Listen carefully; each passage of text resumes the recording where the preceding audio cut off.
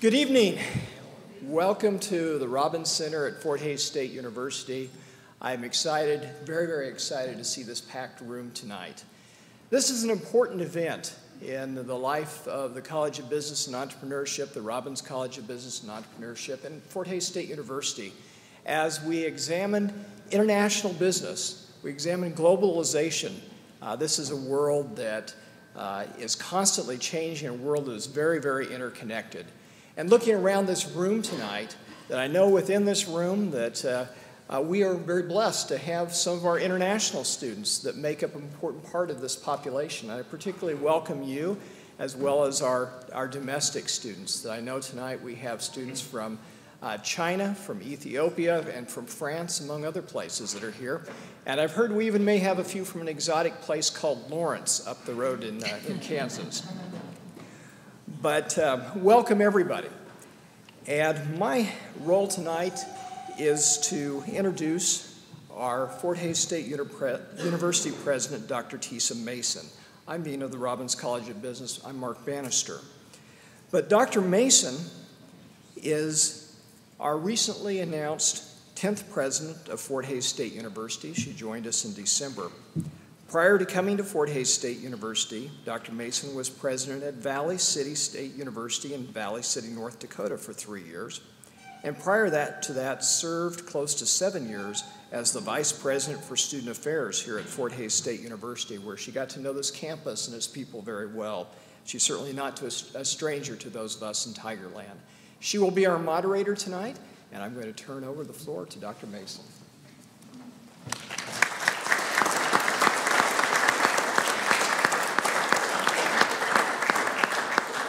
Well, good evening. I am so excited to see this great turnout this evening. We like to describe ourselves as a learning organization. To see everybody sitting in those seats eager to learn just does my heart a lot of good. I want to take a moment to thank the Planning Committee in particular. For the members of the Planning Committee, will you please stand for a round of applause?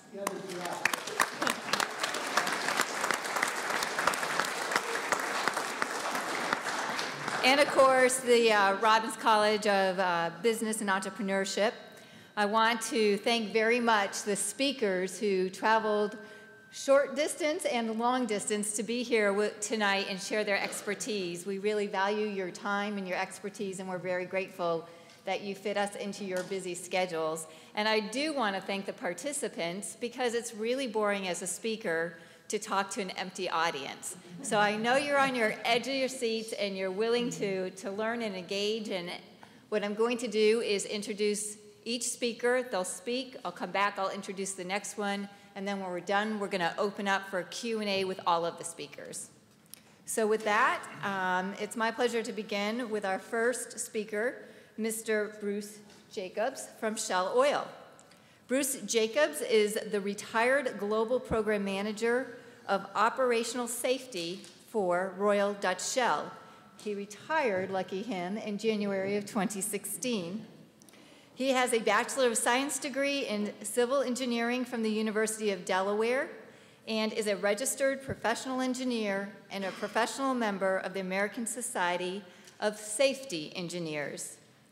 After initially working at Worthington Pump Corporation for several years, Mr. Jacobs was recruited to work for Shell.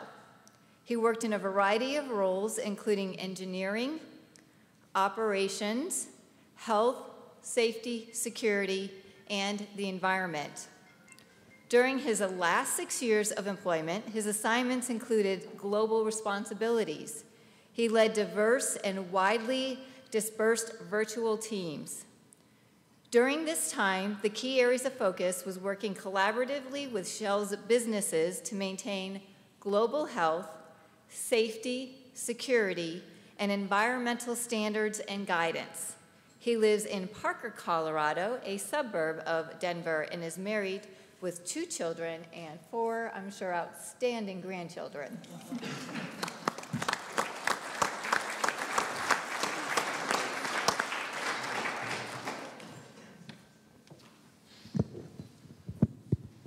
Well, good evening, everybody. It's my pleasure to be here tonight. Can everybody hear me okay? Yeah? Okay, great. We're going to pull up a few slides. I'm going to talk mostly about my work, the global work I did in my last assignment in Shell, some of the tips and some of the learnings that I had when Dr. Ward was planning this. He asked me to talk about something called an aha moments over the course of my life, and so that's what I'm going to do. So my last assignment. This is a kind of a little thumbnail of what it was all about. We worked across in 25 countries. Most of them were North America and Europe. Most of the members were in North America and Europe, about 150 people. And then you can see the bottom of that slide lists the other regions of the world where we had participants in there. And it brought some challenges, especially for me being an American and needing to be sensitive to things that I really was not that used to, having worked a lot domestically prior to that. So, what's an aha moment? Aha moment for me was a moment when something all of a sudden becomes clear. You know, maybe things you learned could be from growing up, could be from parents, could be from teachers, could be from a lot of different people, but somehow it gets very real. So this was just a definition I figured it was a good starting point. It's where the solution to a problem or other realization really becomes clear to you. So the importance of leadership, for example. I don't know when that happened for me, but it got pretty important, and we're going to talk a little bit about that. So I listed these things, I call them critical success factors. The first one there is leadership. The second one's all about behavior. The third one is about keeping promises. And then communication and recognition were my other two. So if I look at those and I think about those, I think that really the first three are all about behavior. And you know, it's always easy to look at other people and say, God, I wish you would just behave just a little differently, you know? But it really starts with all of us, right? So if you value leadership, you have to have some of that inside of you. How you communicate and how you treat other people is critical. So I want to talk about those first three as a group, and then I'll talk a little bit about those last couple. So, why is leadership important? So I always say that leadership's important because it creates motivation for people to do well, to do things, to do their studies, to do their job, to do well in their personal life, to take care of their family, right? So I'll ask you guys, somebody give me an attribute of a good leader. Could be somebody that was your coach, a teacher, a family member, whatever. What is something that you would say is an attribute that you would look for and say this is a really good quality of a leader? Anybody? Patience. Patience. Why do you say patience? Oh. I believe a leader should be able to listen and understand his followers. Great one, great one. So listening and patience is what I heard, right? Anybody else have one that they want to throw out about leadership? What are the things you look for in a good leader? Honesty. Who said that one? That's a really good one, right? You don't want people lying to you, right? Okay, so I'm going to show you some of the ones that we used in Shell when I was there. And this is a kind of a compilation of characteristics of leadership that people in general felt would cause them to trust them and to do well in their life and in their work. Okay, and some of the things we talked about up there, great active listener. So to be an active listener, you really have to think about what people are saying and make sure it's sinking in, make sure there's a mutual understanding of what's going on. But this is just, I'm not going to go through all these, but being trustworthy, respectful, things like that. Honesty was the other one that came up. So a lot of those are embedded in there. And I found this other little illustration, this was just off the internet, that seemed to line up pretty good with these things, people that have principles. And I think at the end of the day, it really helps build trust with the people you work with. So over the years, I think leadership was so important to me that maybe that's why I ended up moving ahead a little bit in Shell, because I tried to pick the things from all the people I worked for that I thought were the most valuable and absorb those. And some of the things I didn't like, I tried to be sensitive to those too and not not behave that way. Okay. So one of the ones I put up there was about communications. So there's a quote here from George Bernard Shaw. It says, the single biggest problem in communication is the illusion it has taken place. So what would you do to try to overcome that barrier? What's something that you could do to overcome the barrier of good communications, to make sure your message is understood, that there's good mutual understanding? Is there anything you could do about that?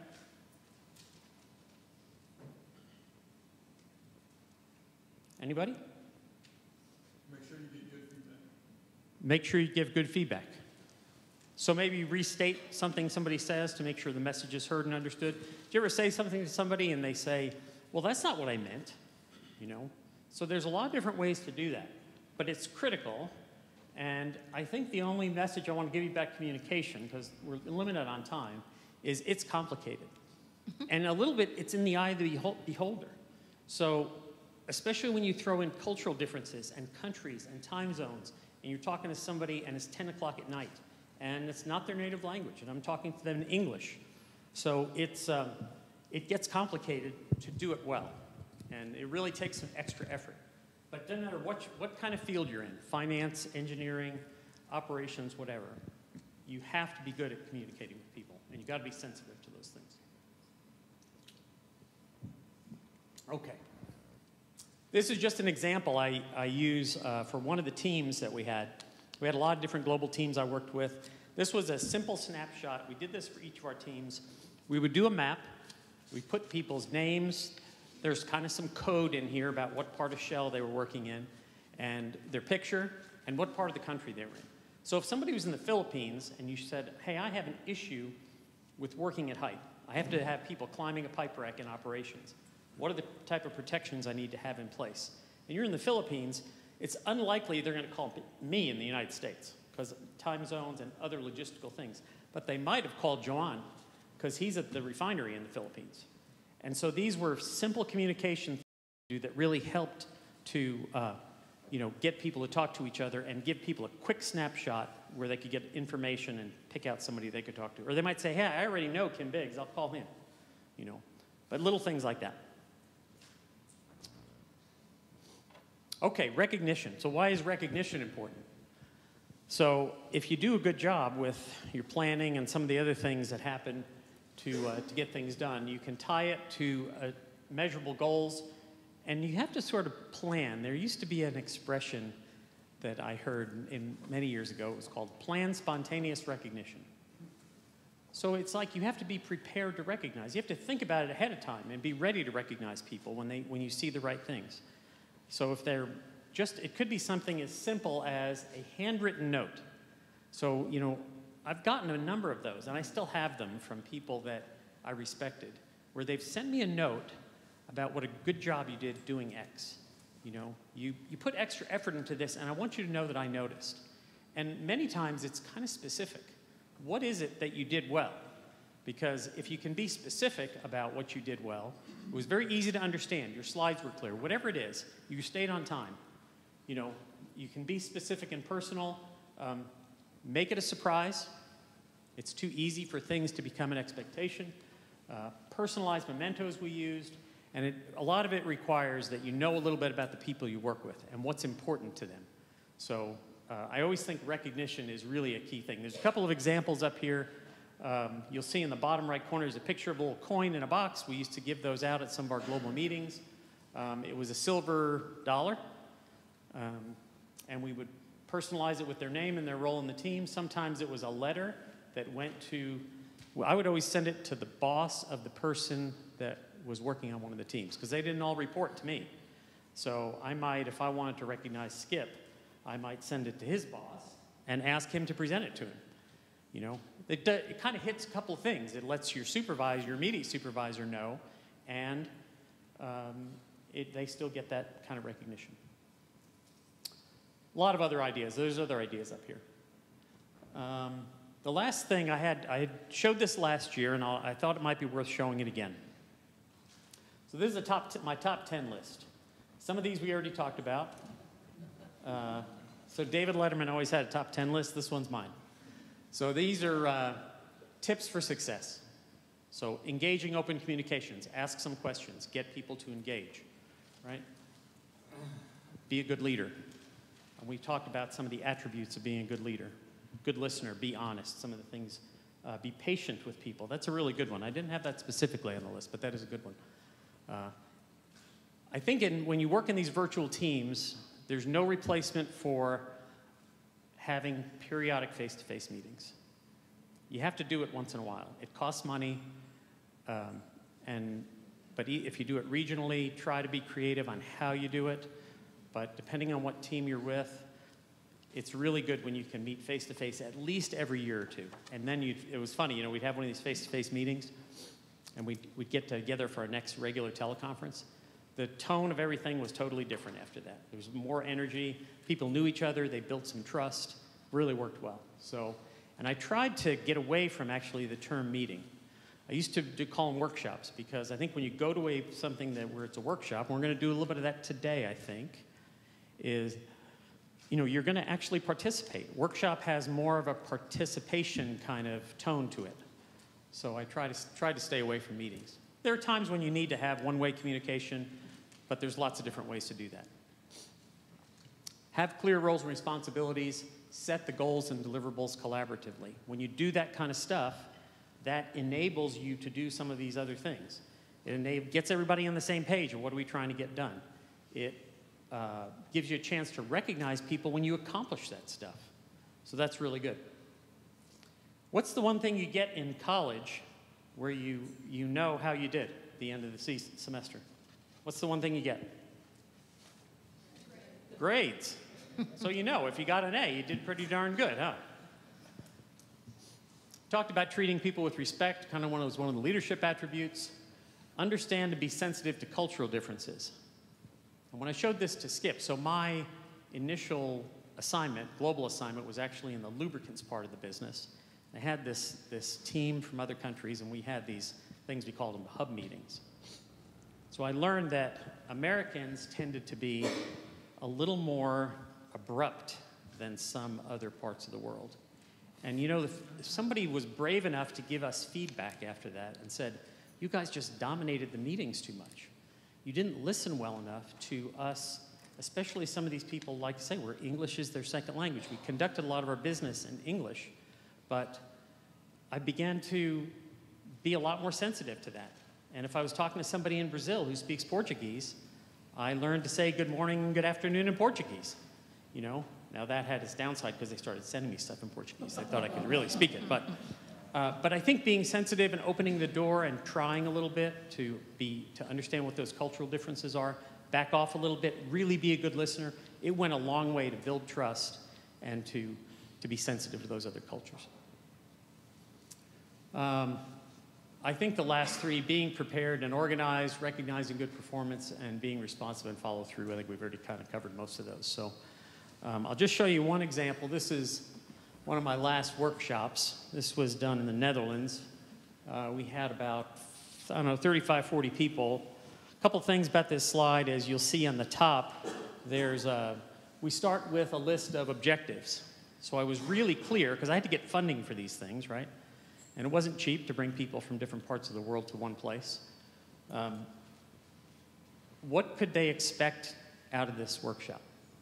There's something we're going to deliver out of this workshop. And so a little trick I learned was, you'll see the management challenge session is the last bullet up there. So at the end of this meeting, we would invite a handful of related but relatively senior managers, and we would have to explain to them what we accomplished in our workshop. So that's kind of an interesting thing to do. If everybody sat around and visited for a couple of days, that generally didn't happen because you had to report up the line to what we made this investment in all these people. You had to report out. It wasn't perfect every time. Definitely wasn't perfect the first time we did it. But I tell you what, it put just a little bit of tension almost into the meeting, and it really kept us on track.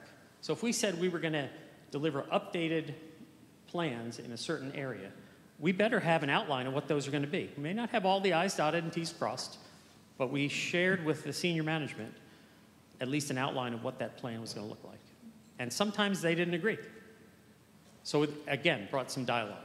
So that was a tip that I had.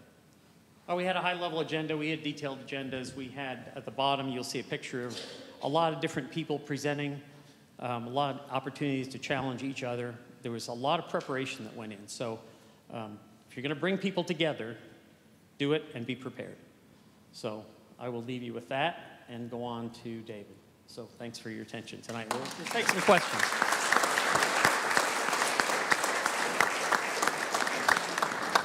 Thank you very much, Mr. Jacobs. A lot of really good information to think about.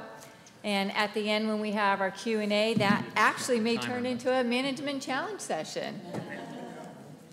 Our next speaker is our very own David Van Doren of Global Building Technology Systems and Walpole, Crete. David is a native of Hays, Kansas, and a 1970 graduate of our beloved Fort Hays State University, with studies in pre-engineering and a Bachelor of Science in Geology. He is an inventor with over a dozen U.S. and foreign patents. He is the founder, builder, and promoter of Rapid Construction Technology Systems for durable, sustainable, and affordable concrete homes, which have proven hurricane, fire, and seismic resistance and provide top-notch aesthetics, value, and social impact. Dave has lots of hands-on real experience spanning the last 45 years, and he has recently further improved systems technology with intentions to vigorously pursue the huge affordable housing needs while making a difference around the world. Dave is currently finalizing significant housing projects in Greece, Saudi Arabia, St. Martin, Mexico, and Sri Lanka, and has recently completed pilot projects in Mexico and Sri Lanka in preparation for the construction of thousands of homes in both locations. Construction technology business travels, as well as a few tourist trips, have taken him to all 50 states and 50 other countries. Ladies and gentlemen, our very own David Van Doren.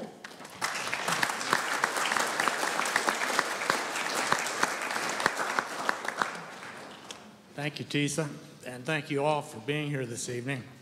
I want to give you just a little bit of history here. I've got deep roots in Hays and Fort Hays, and this next slide is our 5th generation Fort Hays Staters. Yeah.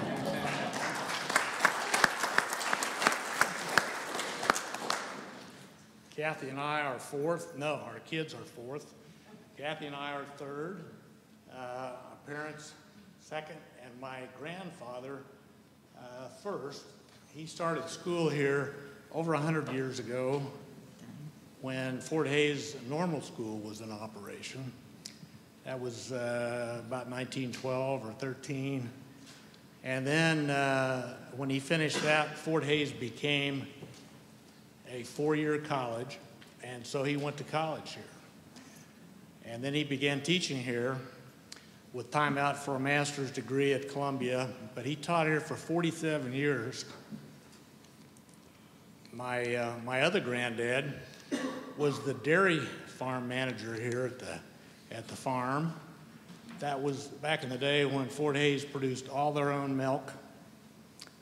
And he lived right next to my great uncle, Dr. Fred Albertson, who was the namesake for Albertson Hall. They lived right next to each other on 4th Street next to the football stadium.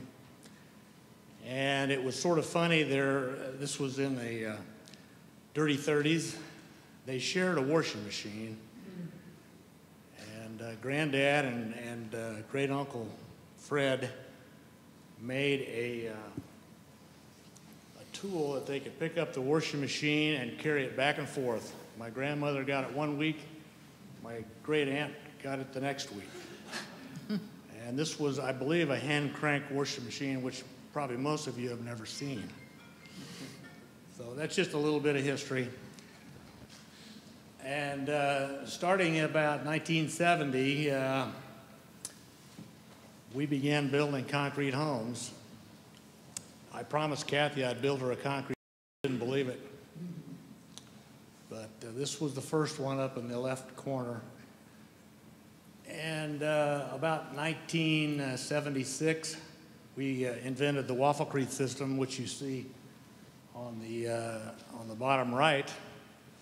And it was primarily brought into the business for a basement wall. There was quite a demand for basement walls, and we thought we had a ringer there.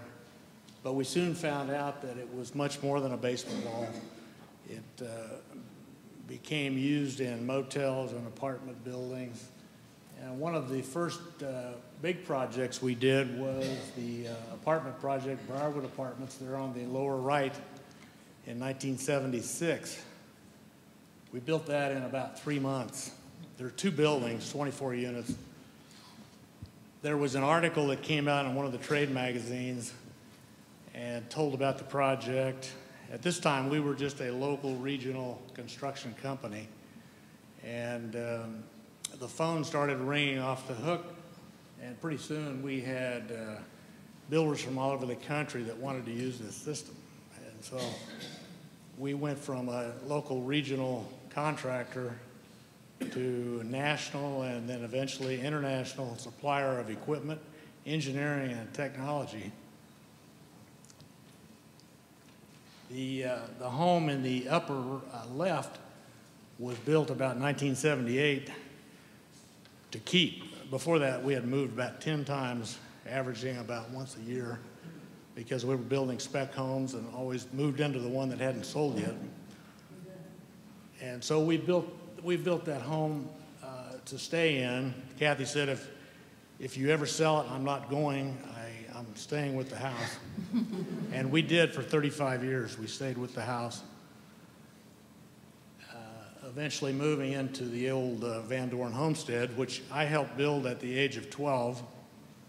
My dad was a builder and a lumberyard owner, and so I had a lot of exposure to construction and concrete and masonry, and started working at the age of 14 during the summer times for contractors. I got a lot of hands-on experience, learned a lot of swear words, some in German. This last project on the bottom left is right here at Fort Hays State. We were the project manager and the designer and the building system supplier for Stadium Place Apartments. That was about 2006. And then, of course, we got into a lot of other things besides homes, a lot of commercial projects and everything from artificial reefs to sound barriers and water tanks, you name it. This building on the bottom right, I think one of our own knows all about that. Ed contracted us to build that beer warehouse. That was a perfect Budweiser beer warehouse, underground, and kept the beer cool all the time. We built quite a few earth-sheltered homes during that same time. It was a popular thing to do in the 80s. Backing up a little bit, that Ellis County Law Enforcement Center, we built a jail back in about 73. They just remodeled it a year or so ago. All the cells inside are precast concrete. And I guess you could call that low-cost housing, but okay, here's some of the projects we've done around the world. I don't need to read the list. You can see it clearly there. And the upcoming projects, TISA covered pretty well. Here's some examples of some of those projects. Starting in the upper left is the Philippines Subic Bay project, which is 1,000 units built on the old former Subic Bay, what became an industrial park. It was a Navy base for years and years. And then next is Indonesia and South Pacific. The upper right is in Kwajalein. That's in the area where they did the atomic blasts prior to dropping the bomb. Quite a history there. Bottom right is, that's Guatemala. And I could entertain you for quite a while telling you stories about Guatemala. Interesting place. And then some single-family examples. There's quite a need for affordable housing all over the world, and it's becoming even more critical every day. There's a shortage in most countries, some more severe than others. The top left is South Africa, and then Philippines, Bolivia, Trinidad, Jamaica, and Sri Lanka. This was in Mexico just recently in Pachuca, which is about 60 miles north of Mexico City. I was down there on the project startup during the earthquake that occurred south of Mexico City. It didn't do any damage where we were, but there was a lot of damage in Mexico City, and further south there was thousands of homes damaged by that earthquake, and then shortly after that they had another one. So we're working right now with them to supply about 6,000 homes and replacing those earthquake damaged ones. This is a project in Sri Lanka. Sri Lanka is just a little island off of India. And it has an interesting history. It's a beautiful place, but they are severely behind on their housing, severely behind. They had 26-year civil war, which was over about 6 or 7 years ago. But they just have not kept up with the need for housing. This will show you some of the new apartments in Colombo, the capital, on the upper left, and then a new home being built with the old methods on the top center. One of the problems with the old methods is they're very slow. They're too slow and they just cannot build fast enough. So that's where we come in, is speed and efficiency. The other photos are the existing housing, which is some of it 100 years old, built by the British. Sri Lanka is the second largest tea producer in the world. And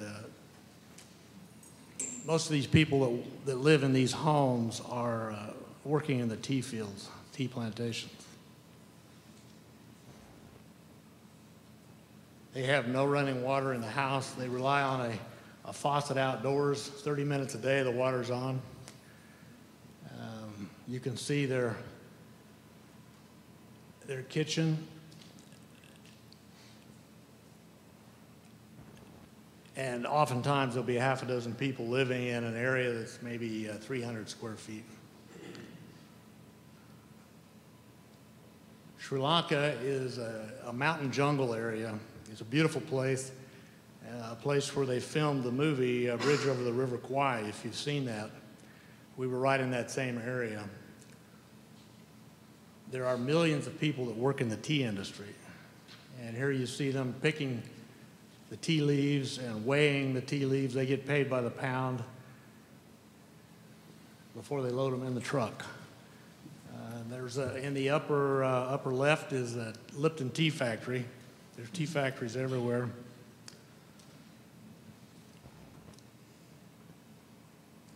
I got two questions asked most often of people that could speak English. Not many could speak English, but one of them was, where are you from? And how old are you? And I started asking them to guess, where was I from? Nobody guessed U.S. They guessed Europe, England. Nobody guessed U.S. And then the second question, how old are you? I made them guess again, and I have to tell you the average guess was 45. And that's because these ladies you see right here are about my age. It's been a hard life.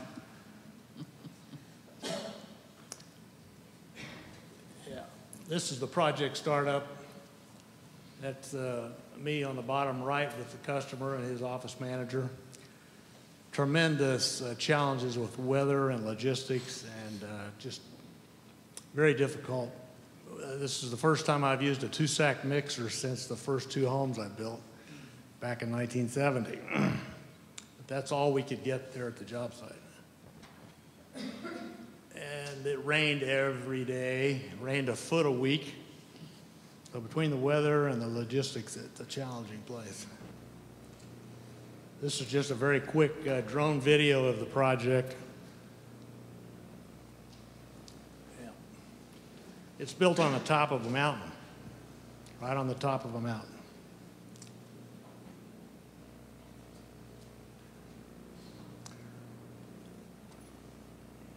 None of the workers spoke English, so there was a lot of sign language and a lot of translation going on. That's not unusual. There's 100 homes in this first pilot project. It's surrounded by tea plantations.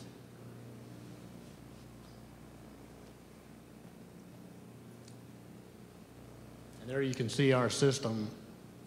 Lightweight waffle grid crete panels. They're the equivalent of just a little over 2 inches of material. It's a very efficient use of material and very fast to put up.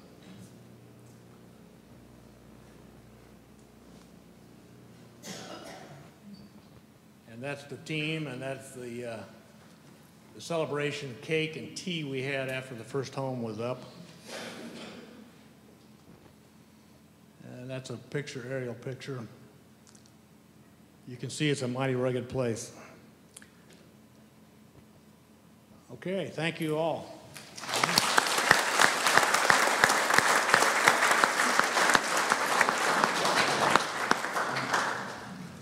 Thank you very much, Dave. You know, I've known you about 10 years, and I didn't really know the impact you were having in the world. And I want to thank you and your lovely wife, Kathy, at Fort Hays State. We really want our students to be prepared here to go out and be engaged global citizen leaders, and you are doing that. You make your alma mater proud. So thank you. Our third speaker is Kelly Truax. Kelly serves as the Senior Vice President of Customer Services. In this role, Kelly is responsible for leading the global client and commercial pro support, remote support, and account management teams to deliver best-in-class service. The Customer Support Services team is responsible to deliver predictive, proactive, and innovative solutions for customers' issues resolution globally.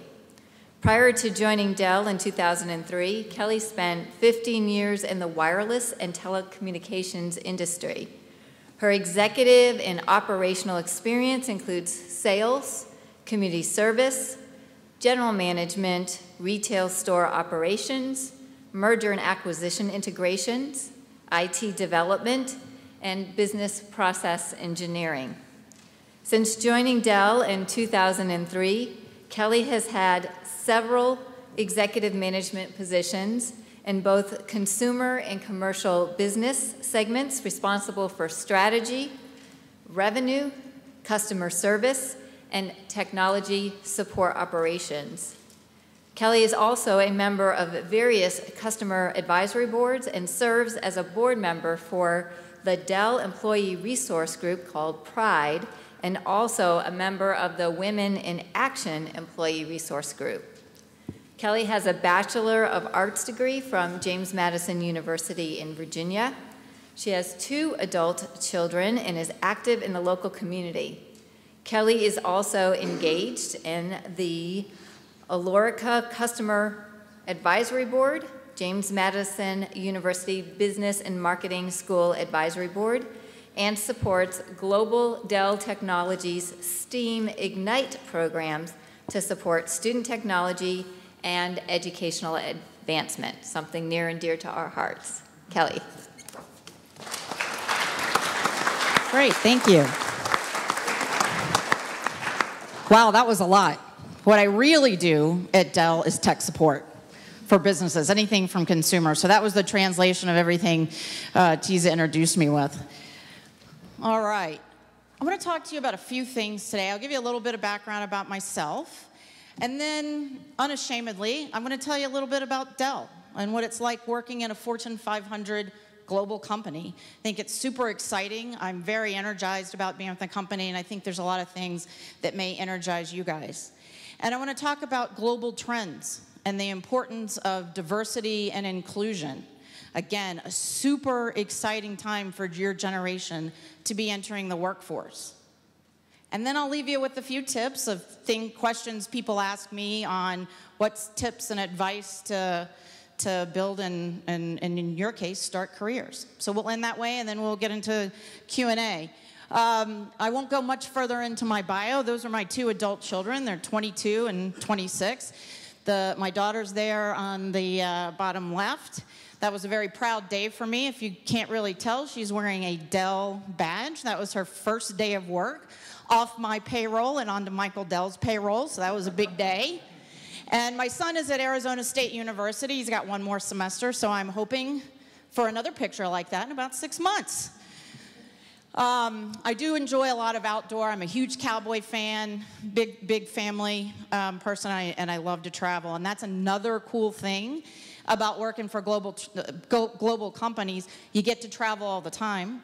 You get to meet people all over the world and understand how different cultures do business, and often with the same business objectives.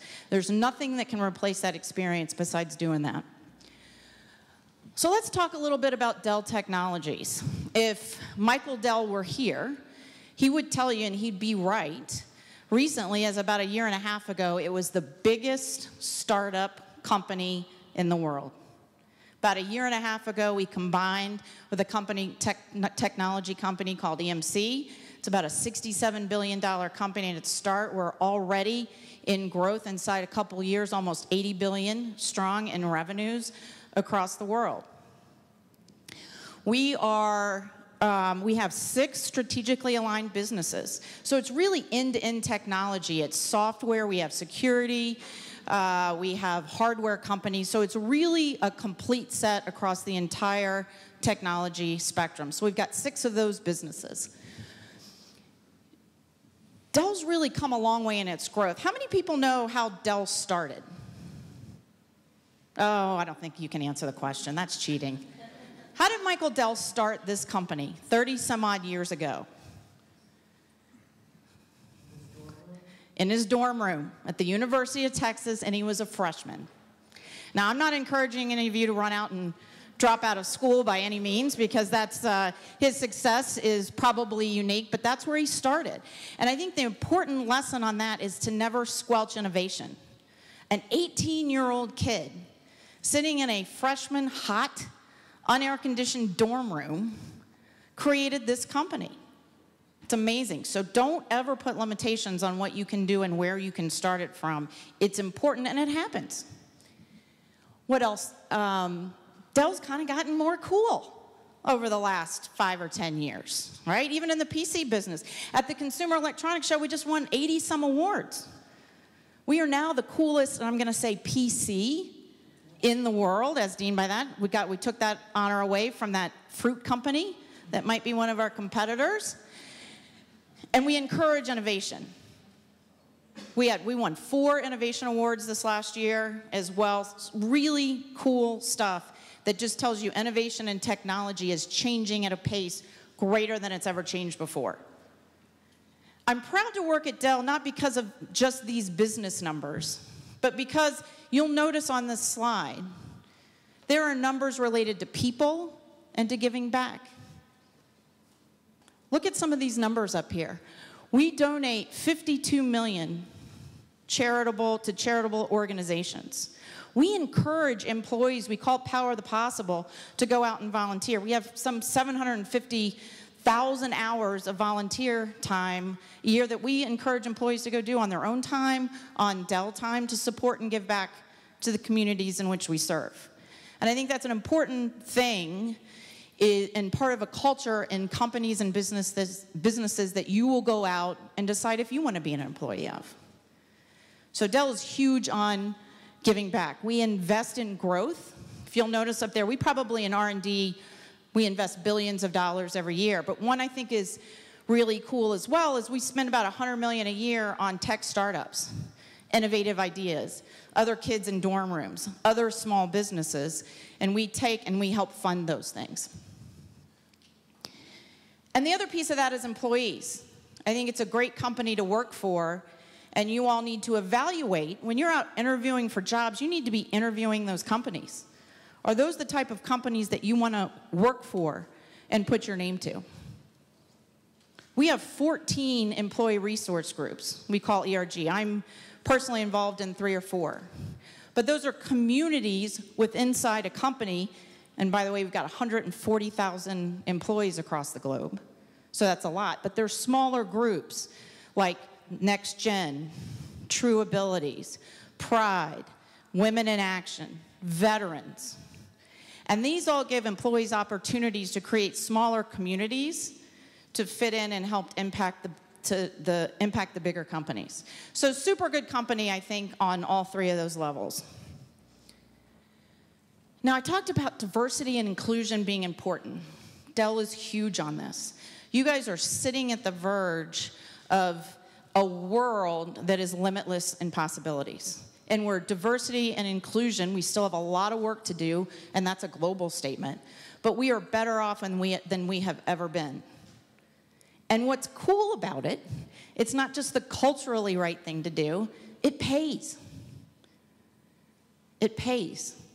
It's profitable to have a workforce that represents the way the population looks. So if you'll look, gender, it's important, women in the workforce. There's going to be more women in the workforce than men very soon. Very soon. That was unheard of 20 years, 30 years ago, or back in the days of the farm. But it's important. Women make, what are the numbers in there? 80% of the new workforce is going to be women or minorities. 80% of the revenue generated is going to be influenced by women. It's important. And it's important when you're searching for jobs in companies that you understand and you can stand with your company and feel good about the company you represent because of some of these things. And it's important on companies like Dell. It's not just about us reaching out to diverse communities or women to hire them. You got to create a community inside your company. And that's where these employee resource groups come from, and that's where employees end up feeling engaged.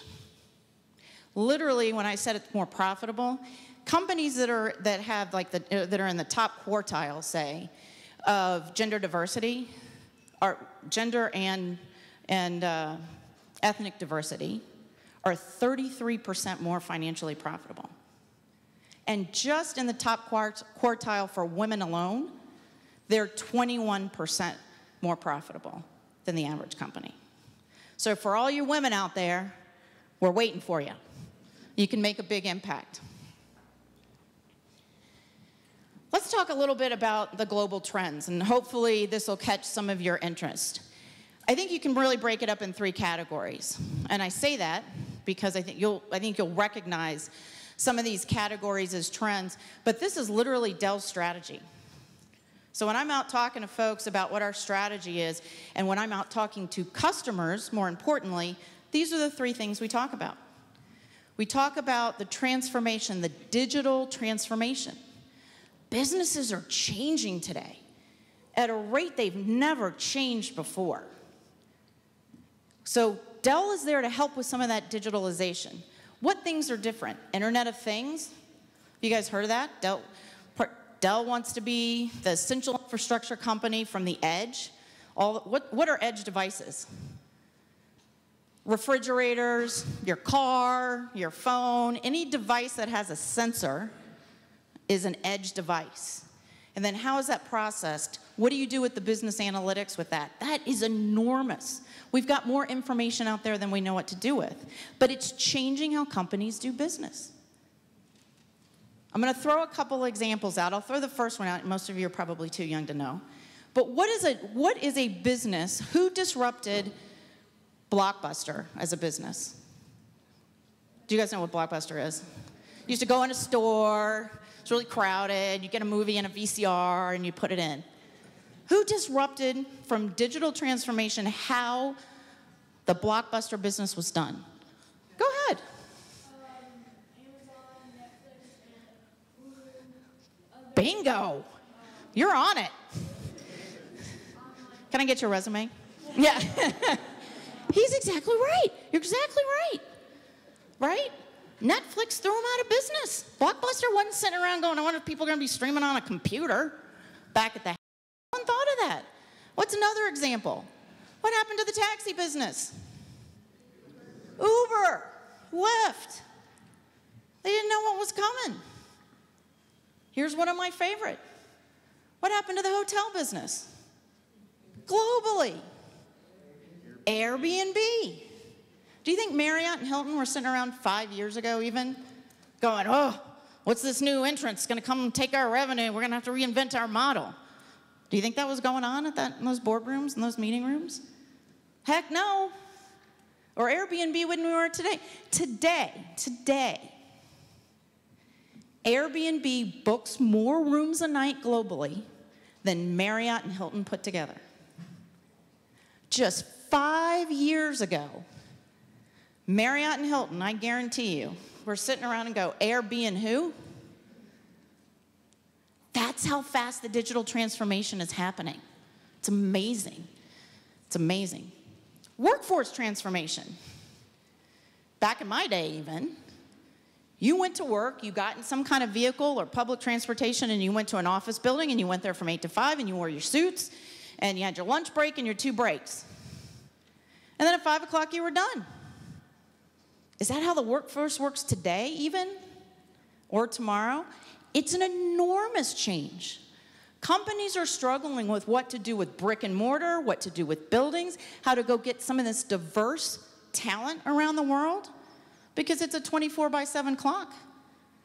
It is a building. People work and have devices and technologies to work wherever they are, and that's important. That's how you get the right talent. And that's a major transformation for companies and certainly a major transformation for technology. So all kinds of careers will pop up on helping companies and the world embrace the new workplace because it's literally everywhere. People aren't moving to the big cities anymore to find the big jobs. It's funny how the tables are turned.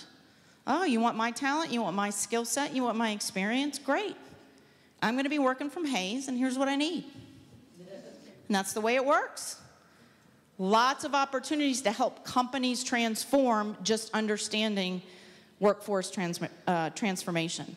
Dell today probably has 25% of the population working properly from home, and double that working from remote locations or remotely. Now, I run in tech support globally. I've got 53 sites across the world, 7,000 people, and customers literally in every corner of the globe. I work wherever I am. I work on planes, I work in hotel rooms, I work in houses, I work on the side of the soccer field. I've got to have the right technology and devices, and companies really rethinking how they deliver to the workforce that is everywhere all the time is a big deal. So lots of career opportunities there. And security. Huge, huge trend for businesses and for technology. There is more data out there in more places on more devices than ever before.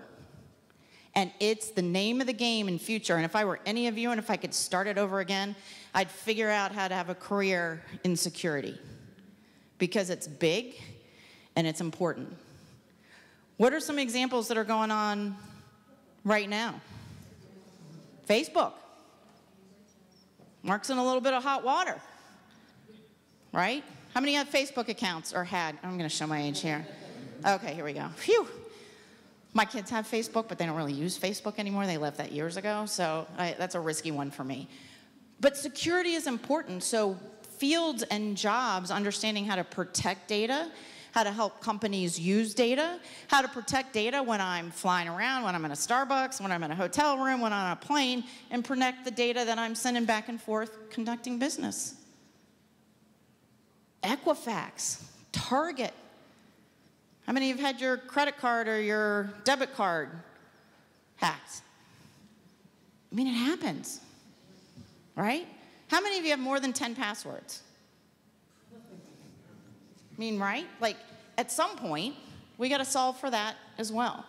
So tremendous opportunity, I think, in any of these three areas for all of you guys.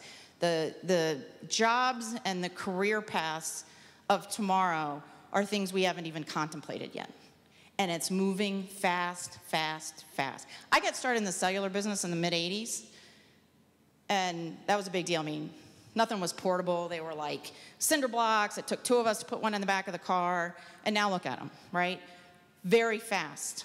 These things are going to move so super fast in your lifetime that everybody's nascent in these industries. Because I was in the cellular industry, never was around before. I had got great opportunities because I just got in to the company and started taking jobs and learning the business. And you've got opportunities like that all over the place. I started in customer support and sales in a cell phone company in Virginia Beach, Virginia. 15 years later, I left the company. I was on the CEO staff. And it was a $10 billion business at that point, and it was US-based only. I thought that was fast. We're going to blink our eyes. Probably by the time some of you graduate, some of these career opportunities don't even exist today, will be in front of you. So open your eyes to new possibilities. All right, here's my tips. If I could leave you with a few things to think on before Q&A. Build your experience in multiple disciplines. My kind of theme for my whole career, and that's been 30 years so far, is put me in coach.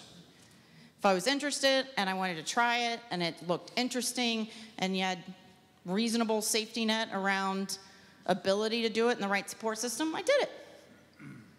I've had tons of jobs, and in corporate America, I spent probably half my career in sales and half in operations, a little bit in marketing, but the possibilities become endless. Just go try it. Don't be afraid. Build your network. Business is about relationships, and don't forget this one. I tell my kids this all the time. It's about reputation. That's what you trade on, is you and your reputation. And let me tell you, folks, some of the examples that I've already given, the world is small and is getting smaller every day. And that is a global statement. You will run into people in industries, work for people, turn around and they'll work for you. You'll meet them in different capacities. People change careers and jobs. Remember, that follows you. Leverage opportunities. Learn all the time. I am learning all the time. I've taken mental notes from the folks that have been speaking so far today. There's just always an opportunity to take that and turn that into some kind of experience. I'm going to back up for 1 second just on reputation because I want to talk about social media for a second. It's important. This is how this generation of millennials communicate, but it has a mark out there. Back in my day, I was talking one person to one. It was a one-to-one communication, maybe a car full of people, or something you could get on a corded, squiggly line phone. Today, everything you say one-to-many has an impact, and it has a lasting impact. And that ties back to your reputation. What seems cool and funny in your teens or in your 20s might not be so later on in your career. And be mindful of the impact it has. Whether it's Twitter or Facebook or Instagram or Snapchat. And by the way, how many people in this room believe Snapchat goes away? It doesn't go away. It doesn't go away. And just remember, you have an impact now, just not on the person that you're talking to, but however many people read what you write. And so you have a social responsibility to be mindful of that.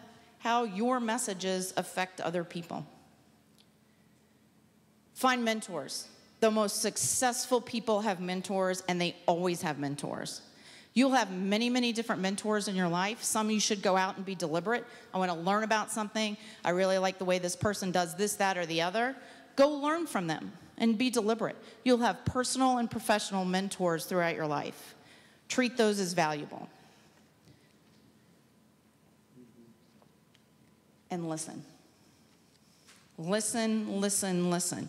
I think you talked about the importance of listening and communicating earlier, and I cannot overemphasize how important that is.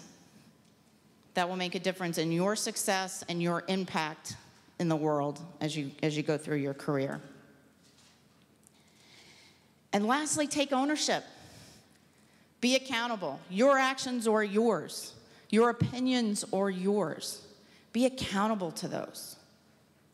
You know, one thing that my brother tells his kids, who are about 10 and 12 at this point all the time, is he's always asking them why.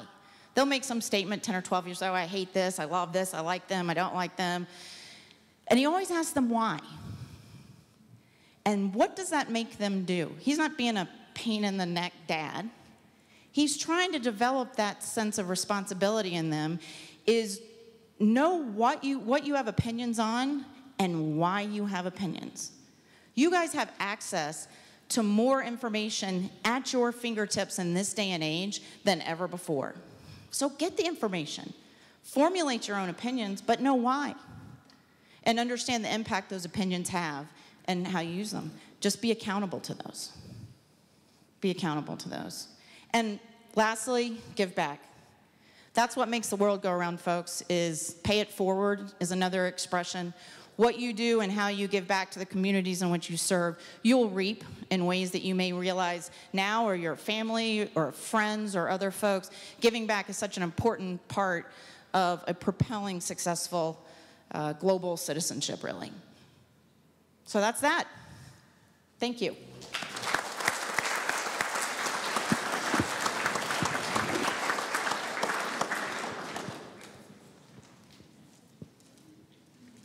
Wow, Kelly, that was very provocative. Thank you so much for that high energy and reinforcing Bruce's messages as well. It was really great. Thank you very much. And I'm really excited now to introduce our fourth speaker, Theo McDonald. And he is with SpaceX. Theo is a test engineer manager at SpaceX in McGregor, Texas. He is in the rocket development facility. He has been heavily involved in the development of the Dragon spacecraft and is currently working on the Mars program. Personally, I think he's far out. Sorry. Bet you never heard that before. Yeah. Theo is a graduate of Worcester Polytechnic Institute as a mechanical and aerospace engineer. He has over 10 years of experience in the leading edge of the aerospace industry. He lives in Waco, Texas, with his wife and his daughter, and they are expecting their second child very soon. So congratulations.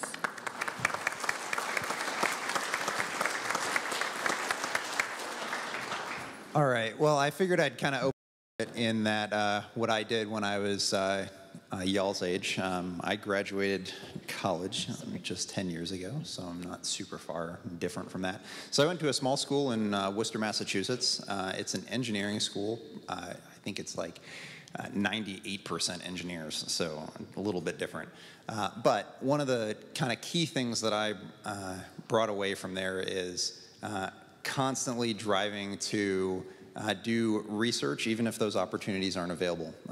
Even if that's not like right in your face, you can go make that happen. That's the whole point of college, is that you can expand on what is available. It's definitely what you make of it, for sure. Doesn't matter where you go to school. That was one of the things I learned early on that was super important. Yeah, so up in the upper right-hand corner, it's one of the early liquid rocket engines I started working on. Just a couple of us in the machine shop thought it'd be pretty cool to try to do a little bit more rocket work, since there's some new technology coming from Stanford at the time that we were like, hey, man, it'd be, we're going to a lot smaller school. We're not quite as well known, but we could totally expand on their research. So whipped up some parts in the machine shop, went back down to where Robert Goddard tested rockets 100 years earlier, who was the first person to do liquid rocket engine testing, which was also at our school. And we did some testing off the back of a loading dock. Got a lot of good advice from the aerospace professors that turned into a class that we did and won a bunch of awards from it. But the point is like, hey, it's totally right there. We also did a couple fun things at our school that were also very mechanically involved, but like, hey, let's figure out a way to measure, the curvature of the Earth. With all the Flat Earth Society stuff right now, it was kind of fun at the time. So we popped up a little helium balloon to just under 100,000 feet for under $1,000. So one of those fun things that you can do. All that stuff is very available.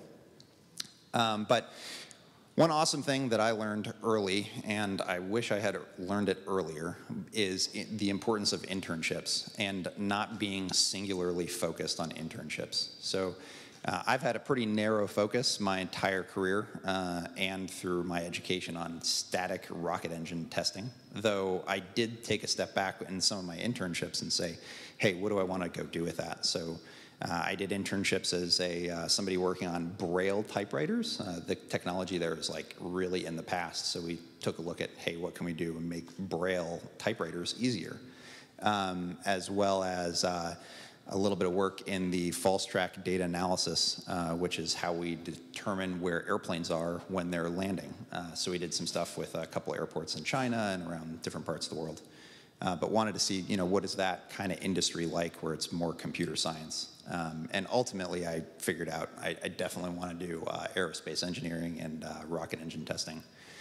So I joined SpaceX in 2008. It was a tiny company that had never launched anything in orbit. I got in pretty early. This kind of nutty guy seeming on the outside, Elon Musk, had just sold PayPal, started up this company. They had blown up 3 rockets right in a row. Not a single one had worked. We launched them from Kwajalein Atoll, where one of the pictures was of those houses.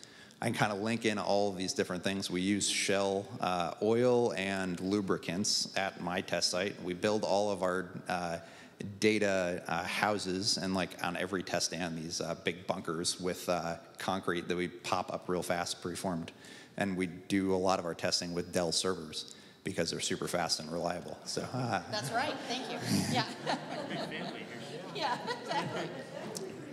Yes, it just kind of works that way. So so what does SpaceX do? SpaceX designs, manufactures, and launches advanced rockets and spacecraft. So yeah, we were founded in 2002. A kind of similar story, actually. This super wealthy individual had wanted to go put some rovers on the surface of Mars. So he went to Russia to go buy one of their old cruise missiles because they actually have a ton of capability. Nuclear warheads are very heavy. But now they've demilitarized a lot of those and they launch satellites with them. Except they're really expensive and very hard for an American or a South African to buy one of those rockets. So he said, hey, we can totally do this. So he actually found another individual that was working in his garage building the world's largest amateur rocket, which is Tom Mueller, who's our vice president of propulsion. So from that, these 2 guys that don't have, experience doing rocket science in the true term of launching people to orbit, started this company, and now we're launching tons of flights. We're one of the biggest launch providers in the world. Pretty exciting for sure. We've secured over 100 missions on Manifest. We're representing $12 billion in contracts. Those numbers seem so crazy to me because we started as such a tiny little company. But yeah, it grows fast. Success grows quickly. But the point is, and I think kind of continuing with what a lot of that was, is you see those early opportunities. If you can kind of get in, take that risk, it's super worth it. You learn so much more so fast. So I've got this cool video, if I can make this work. I don't know how, nope. Let me see if we can hit play. Let's see, you can send a rocket to Mars. Yeah. Video. I should be able to help you.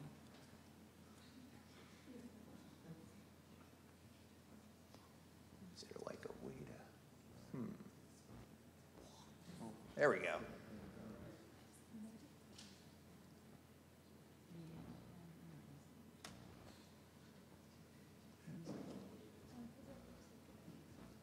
It's worth it, I promise. Media not found. Bummer. Okay, well, that's fine. So this is our Falcon Heavy rocket. So this is currently, I believe, the world's largest heavy lift launch vehicle right now. So what SpaceX did is, Elon's pretty aggressive in his vision, it would be an understatement there. But what he's really pushed us to do is to take the current model of the aerospace market, which is typically, you've got NASA out there launching people to orbit with the space shuttle, which we've recently retired. So now we have no current aerospace capability to launch people to orbit in the United States. So we actually pay Russia. It's somewhere on the order of like 70 million a seat per astronaut. That's a lot of money. But what we have done is we've taken the model of the current launch market, which is you take this giant rocket that costs hundreds of millions of dollars per launch that the satellite customer is paying, and we dump it in the ocean. So the first stage goes up, it's spent, and we dump it in the ocean. It's perfectly good. There's no reason not to go recover it. It just, when it hits the ocean, it's going faster than the speed of sound, and it just blows up. So what we just said is, hey, we can get this thing back. Like, nobody would fly in an airline if you threw the airplane away at the end of the flight. Like, no one would do that. They'd cost a fortune, right? So they came up with reusability super fast. Wright brothers from the start thought that. So why don't we do that with rockets? So that changed the entire game plan for not only for SpaceX, because once it started to work and we launched a couple of them and landed a few of them, we blew a lot of them up in the way. There are some great videos if you go to SpaceX.com on that. So we started recovering these, and it changed the market immediately. So we were able to drop launch costs. We disrupted the entire Air Force contracts with our other competitors, where no longer did it make any sense for anybody to spend $1 billion on a flight when we can do it for $100 million. That doesn't compute at all. We started sending up our Dragon spacecraft. We were able to get a cargo to the International Space Station at a fraction of the cost of our competitors. So we can launch it somewhere on the order of like 4,000 pounds of payload to the International Space Station. Coffee makers, ice cream makers, food, all the sciences. Pretty cool stuff. And we're working on getting people up there, hopefully as soon as we can. So that's one of the programs I came in and started working on. So yeah, I work at the rocket development facility. So again, this is that whole kind of working on rocket engine testing. We've got a pretty big facility out there, 4,000 acres in McGregor, Texas, which is basically right in between LA and Florida, which is where our rockets go as they're going to the Cape Canaveral to launch them. So every single rocket that we fly to orbit, we test on the ground. Every rocket engine we fly or refly, we want to test that and make sure it's good. Especially the manned mission type work, all that gets tested. So we test every single one of those engines on our facility. So this is only a part of it now. We've expanded pretty heavily since this picture was taken. Right here you see one of the Merlin engines, one of the 9 that we use to fly our rockets to orbit. And in the upper right-hand side, we've got one of our stages that we test. So it's producing over 1.7 million pounds of thrust. It's pretty wild in McGregor. Everybody knows who we are, mainly because this is really loud. When we test, everything shakes. I live 18 miles away from site. When we run tests, you know, the sky gets lighter and you can hear the rumble. It's pretty awesome. Very exciting. So yeah, so here's a picture of Dragon in the upper right-hand side. That's our spacecraft. One of the fun parts is we made this cargo ship with a window on it.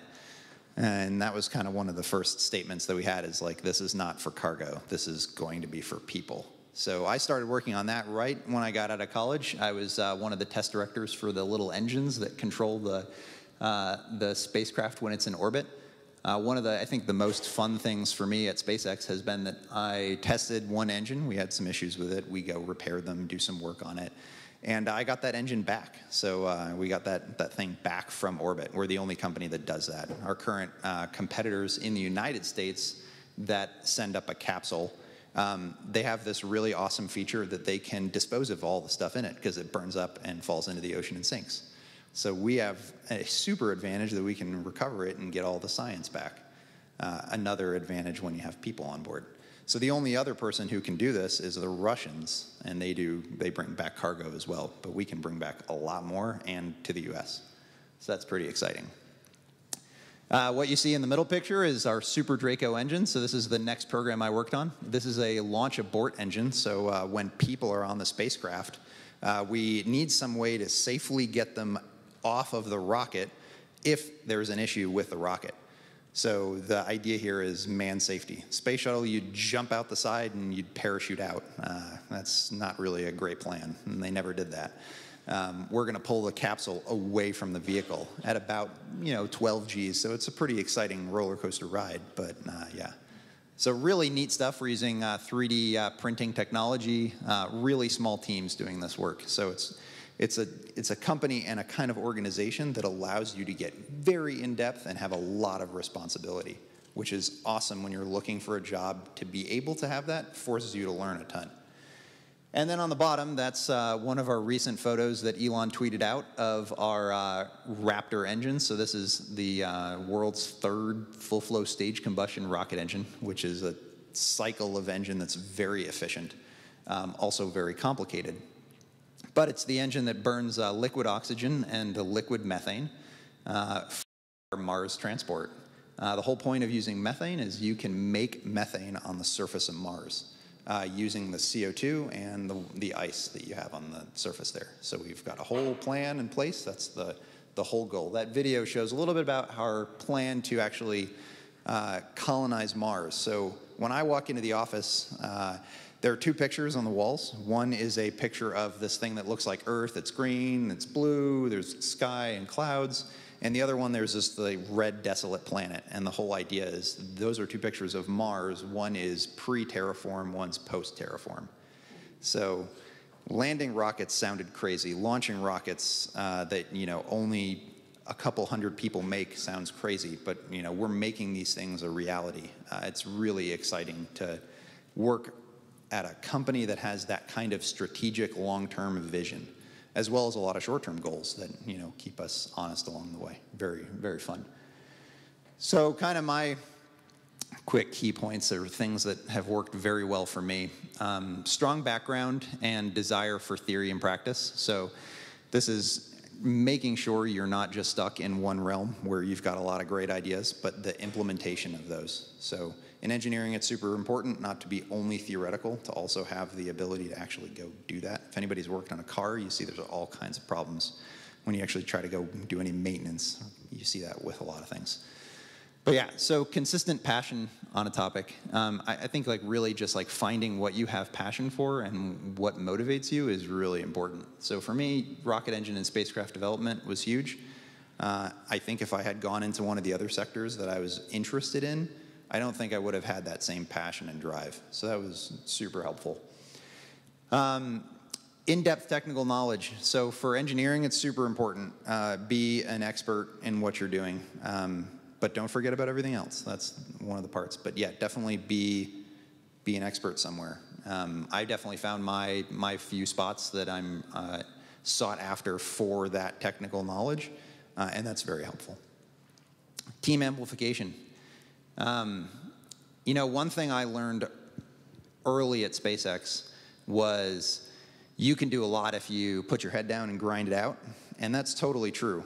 But as you grow and become more ambitious, you can't do that anymore. It doesn't work. And that's a failed lesson of mine, is you start learning, if I can get more people to work toward the goal that we have a collective goal, you get so much more done, you're much happier, everything works out better.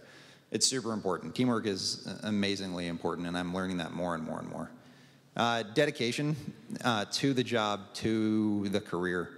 I always say take the extra effort. I know it's super cliche, but it really is true. It's that difference between being good and being phenomenal. There's a huge gap there that doesn't always seem like it, but it does exist. Do homework. I know that's lame in college, but yeah. There's lots of books to read on, for like my topic. There are a lot of textbooks on liquid rocket engine development and testing. That's great and all. Keeping up with the research that's happening, what the students are doing, keeping up with what other companies are doing, that is super important. I find it's really valuable to me. But I'm always doing something that is slightly outside of my skill set, which I'm finding requires me to actually spend some of my time going and researching that, learning. I mean, the people in the 50s learned all of this stuff. We're just implementing what they've learned. It's not like we're coming up with this brand new. And that's the crazy part of this industry. Yeah, never stop learning, keep expanding your knowledge. I just can't stress that enough of how important it is and how much I've seen people on my team grow coming right out of college. They're done doing homework, don't want to do that anymore. And the others that are constantly driving for learning more about what we're doing, what other technologies are out there, and being innovative. And you can't be innovative if you don't know what else is happening in the world. So yeah, those are my kind of tips. Cool.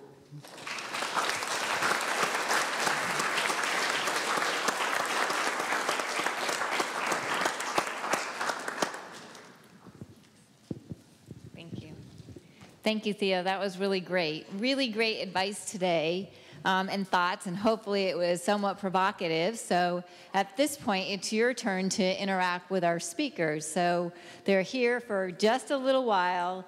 Great opportunity. So I'm going to pass the mic, whoever wants it. Thanks.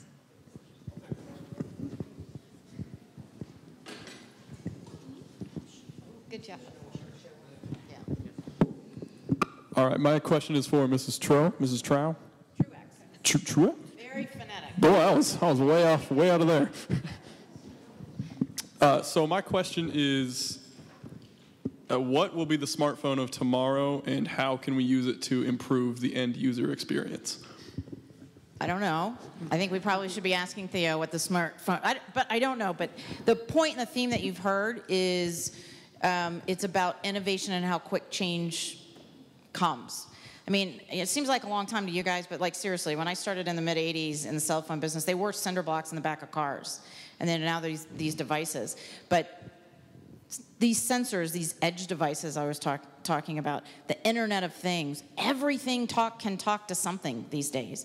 So it depends on what your definition of a smartphone would be, right? But today, you've got refrigerators out there that tells you when you need to go buy more milk, and then it sends it to the grocery store, and the grocery store brings your milk. I mean, those things exist today.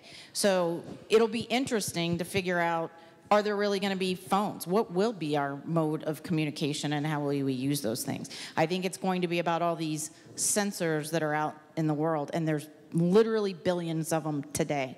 There's 2 or 3 billion sensor devices in the world today.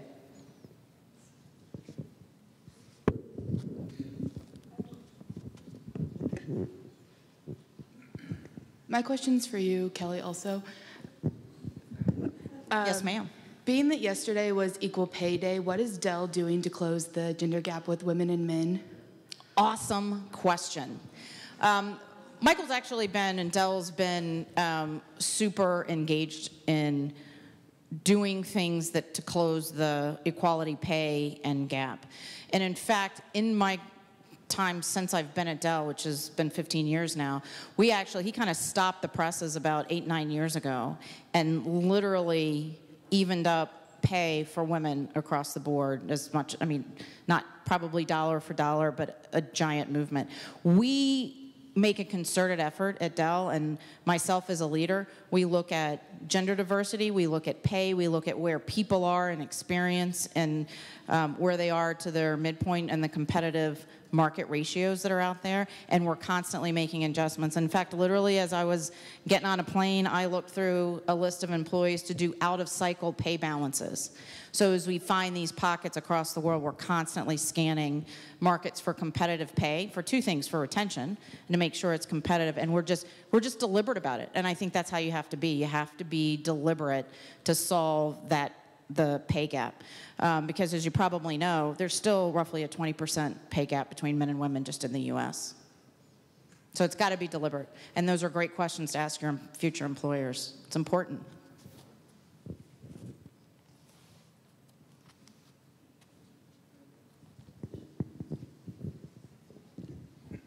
Hey, my name is Faisal Ramato. Last week, we were fortunate enough to take a trip to Kansas City for the entrepreneurship program.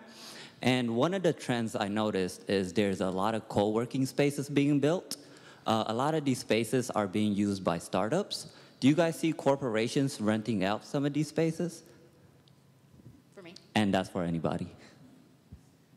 Corporations renting out existing buildings, is that what you're asking? Co-working spaces. Yeah. Yeah, I think that's one of the things I talked about in workforce transformation. I think absolutely that's one of the trends of the future. Thank you. In fact, in Austin, Texas, we got 2 buildings for rent right now. We're trying to figure out who to colo with. So it's one of those things that even 15 short years ago in their headquarters, we had 7 buildings. And we only need to occupy about 4 now. And it's not because Dell has less employees, we have more. It's about this workforce transformation. Employees are working all over the world and from lots of different places. Hello, my name is Kyle Akampaw, and my question isn't to any one specific person, but in my ethics and society class, we're talking about social responsibility, and currently we're talking about philanthropic values. What type of philanthropic contributions do your companies provide?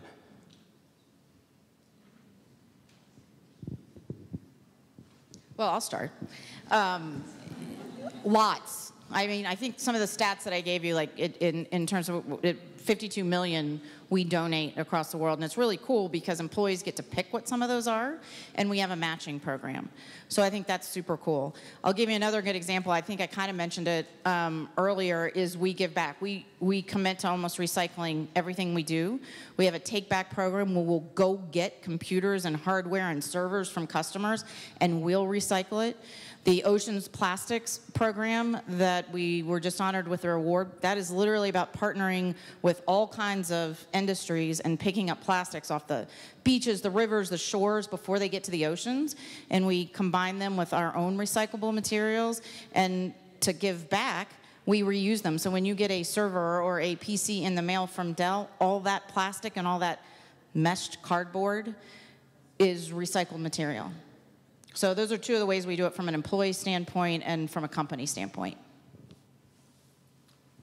Yeah, I will say from Shell's standpoint, you know, depending on where there's an operation, there is a social responsibility plan, a template that the businesses fill out at different levels, depends on the business and depends on how complicated it is and kind of the layout of the business and the spread of that business.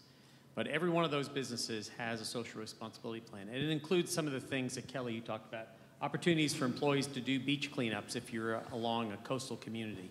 Opportunities for recycling. There's lots of opportunities. And there's funding for if you're working in a smaller country and they really need schools. We know we need workers in those places. You know, if you're going to have a plant of some kind there and whatever your activity is, you need to have people. And so there's a lot of community support. I will say it's primarily focused in areas in which we operate. It's not necessarily completely broad. So there's a little self-interest there, I think. But there's a master plan. We ask each of the businesses to do that, and it's funded at a pretty high level in Shell. So they take it very seriously. Okay, sorry. Yeah, it's interesting. SpaceX does a lot of this also. We're a bit of a smaller company, but ours is very focused on trying to utilize the skill sets that we do have, which I think is pretty cool. We do a lot of STEM work with young kids, bringing up more talent in that engineering pool and the math and sciences. It's definitely important. It's a kind of lacking aspect of our current education, clearly a hole that we need to fill and encourage women and children to really invest there. I want to add one more thing because I want to touch on the ethics piece that you asked because I think that's extremely important. And I think I forgot to mention it, and Michael would kill me for not mentioning because it's one of his most proudest points, is for years and years and years, Dell is always globally in the top 10 most ethical companies. It is the foundation of everything he does. It is all of our responsibility as employees. And in this day and age, and again, we're talking about information everywhere, a distributed workforce, doing the right thing matters, and companies have to be super deliberate about that. And that's important, and that's in a culture. In fact, we do employee surveys twice a year. One of the questions on every single manager is, do you trust and does your manager operate with integrity and is this ethical? Every time. And we get evaluated on that. Graded. You get graded. And guess what? Michael does not put up with unethical behavior anywhere in the company. 140,000 employees get it and they know it. It's just foundational to doing business. And it goes back to one of my tips. It's your reputation. Business is about relationships and reputation, and ethics is that foundation. So as you guys go seek employment, those are important questions to ask and feel good about the company that you work for. I think more probably important than it's ever been. Okay. My question's for Theo. I was going to ask what you think on the future of artificial intelligence, especially since I think Elon Musk has voiced his opinion. He thinks it'll be the end of humanity and all that stuff, and maybe what ways SpaceX might use artificial intelligence. Yeah, you know, it's a very interesting topic, and one that I honestly am lacking in good technical understanding. But it's clear that as we are getting better at figuring out learning algorithms, we're able to do so much with them. So yeah, Elon's really amped on figuring out what does that future look like and getting ahead of it, which I think is super important. We've got to get ahead of that. We don't want to get caught where we're not prepared for what's coming. But I think there's a lot in computer science in general that is AI type work where you know, when we're looking at the future of how these learning algorithms learn more about us through social media, use big data, or like drive things like rockets to Mars, like that is all a self-contained decision-making device. So what that future looks like, I'm not really sure. Though I think that's like a perfect example of somewhere where there are a lot of smart people, including Elon, of saying, hey, let's jump in on this. So when you see folks that have success in a lot of different areas jump in and think something is really important, there's likely a lot of opportunity in that field. My question is kind of over here. Sorry. My question is kind of twofold. The global internet that SpaceX is looking to provide, launching the satellites low orbit. I know it's like still early, but are you interested in that personally? Yeah, totally. I don't like paying as much as I do for internet, and it's kind of slow.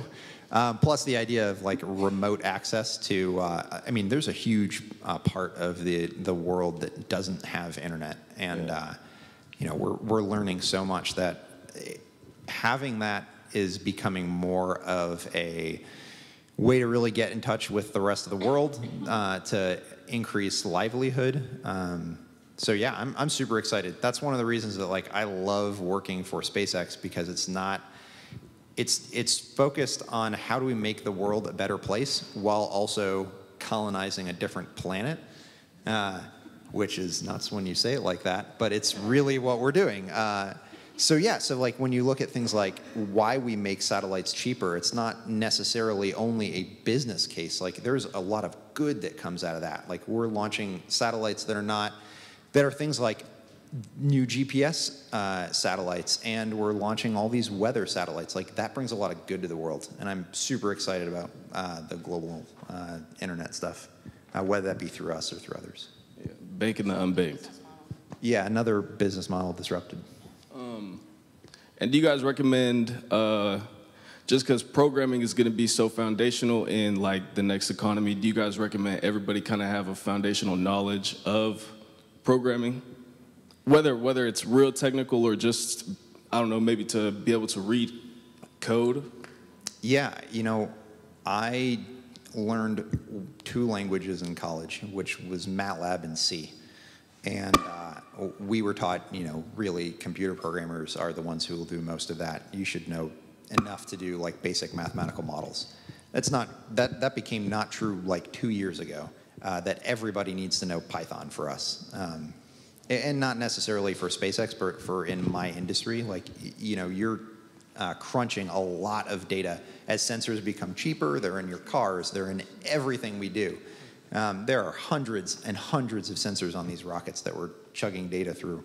But it's not only in the engineering world now, it's in finance. They're figuring out a lot of new tools that change the way that we do a lot of our work and make life a lot easier. I'm blown away and amazed at some of the teams like HR at SpaceX that have a lot of programming tools that change the way we do business. So yeah, I think programming is super important. You don't have to be an expert, but you should start learning of like knowing what's available opens the opportunity, and then you can go and seek more information. So I think having an awareness, basic understanding is important. I have a question for you. So SpaceX, whatever it's called, SpaceX planning to start trying to innovate and make new types of spacesuits that allow for more mobility and maybe are less fragile in terms of maybe if someone got caught or something. Yeah, in that video, but recently in the news, we launched that Falcon Heavy rocket that I was showing, and the payload adapter opened, and there's a Tesla with Starman inside, wearing a SpaceX spacesuit. So yeah, it's kind of neat. It's another one of these aspects where it's like, hey, the current model doesn't really make a lot of sense. Let's jump in on this and take it from a totally different approach. I've been a little involved in some of that from the start. We're pretty hush-hush on that. But it's really exciting what the future is there. There's so much advancement in the textile industries. And in like general, we've learned a lot about chemical engineering and how to apply it. Again, the forefathers of these industries taught us all of this stuff, and now we're learning how to implement what they learned. So yeah, a lot of cool advancements coming up. My question for you, Theo, is what would be the benefits of colonizing another planet, as we know that SpaceX is planning on colonizing Mars? Oh, there are so many. You know, I think this kind of can go in a lot of different ways, but to me personally, because that's really the easiest way to speak to this, it seems so amazing that there is something within reach, and I kind of always ask myself, like, why wouldn't we go there and figure out what is on Mars? We know we can't colonize the moon, can't really, you know, you can do some, but there's no atmosphere there, so you'd have to pump an atmosphere. But Mars really has all of the basic building blocks of a planet. So, you know, making Earth multiplanetary, or making humans multiplanetary, seems to have a lot of advantages for our species, that we can really have another place to be. You know, there's a lot of tension going on if you look at what's happening in the world right now. I think it'd be an amazing opportunity for us as a species to have another start, have another place, another opportunity. It seems kind of weird that it would be there and that we shouldn't go take a look. This question is for Theo. So recognizing Elon Musk's advising role in Trump's cabinet, he has stated his involvement isn't political, but he believes, quote, the more voices of reason that the president hears, the better. Why not eliminate the middleman? Can you elaborate a little bit? So why don't we have more scientists in office that don't have to, I guess, provide the knowledge of, I guess, what science has? And why do we have a politician making those decisions when? Yeah, when it could be a scientist? Yeah. Yeah. Really interesting, because I feel similar. However, I will say, so I'm speaking for myself here, of course, that it is an incredibly difficult task to organize and get a lot of people to agree on a single path. It takes a lot of incredibly good communication skills. Me as an engineer and the people that I work with, typically not the best at communicating on that kind of scale. I'm sure most of you know some engineer somewhere that you could say, he's a little quirky or blah, blah, blah. But yeah, so like there is that for sure. It's one of the reasons I'm really excited when I see like an engineer, a scientist, a doctor go into politics and go in the House or in the Senate. Like that's really exciting to me. But yeah, that's definitely a challenging question. And you know what? We all vote the president in, so that's one of the benefits of democracy. Thank you, everyone, for a great evening. Thank you for the students for thinking about questions to ask and engaging.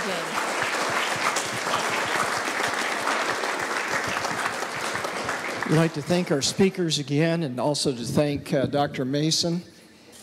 And to express our thanks, we have, as Bruce would advise, handwritten recognition and handwritten notes. And something that you'll take that will help you appreciate and recognize Kansas. So here's Bruce and Dave and Kelly. Awesome, thank you. Theo down here at the end. And Dr. Mason, we'd like to give you a gift from the Robbins College of Business and Entrepreneurship, and thank you, and continue to say we're very pleased to have you join this campus and to take its leadership.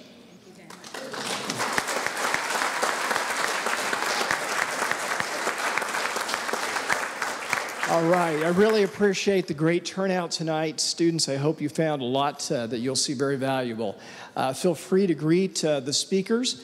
And also, we've already opened the door in the back here. There is pizza, so file through the back door. You can come back through the front door, and there should be food and beverage. Thank you, everybody. Have a great evening.